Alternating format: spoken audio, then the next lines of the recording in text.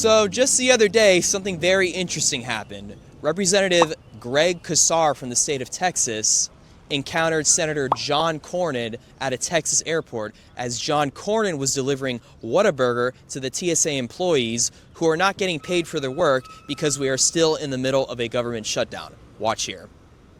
Hey, Senator.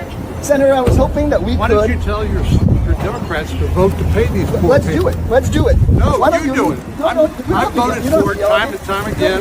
Let's talk for a second, Senator. No, There's a bipartisan bill to fund just the TSA. Can we do that together? Not acceptable. Not acceptable to You want fund to just fund? the TSA. How about all the terrorist attacks like we see down on 6th Street? You want those to continue? These people are keeping us safe. Tell the Democrats to vote for funding the DHS. Let's let each one. Would you fund the TSA? It sounds like instead of bringing people burgers, he should bring them their paychecks, which involves funding TSA. He's refused to fund TSA, so he's bringing them burgers. He's over here talking about funding ICE, but when I asked him about funding TSA, he said he wouldn't fund TSA. Very interesting interaction between the two. Greg Casar is telling John Cornyn, why is he bringing them burgers instead of bringing them their paychecks? I actually followed up with Greg Casar and asked him for his comments about the altercation. Here.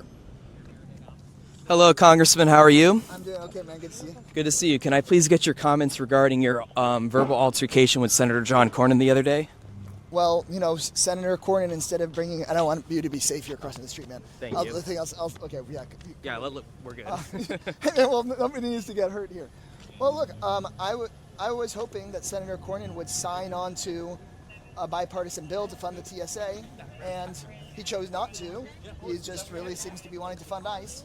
So instead of bringing burgers to TSA workers, he should bring them paychecks. That's what I got to say about it. Thank you, man. Would you try to... So that is what Greg Casar had to say about the issue. Now, as we know, we're in a midterm election season, and of course, the drama heats up and things get crazier.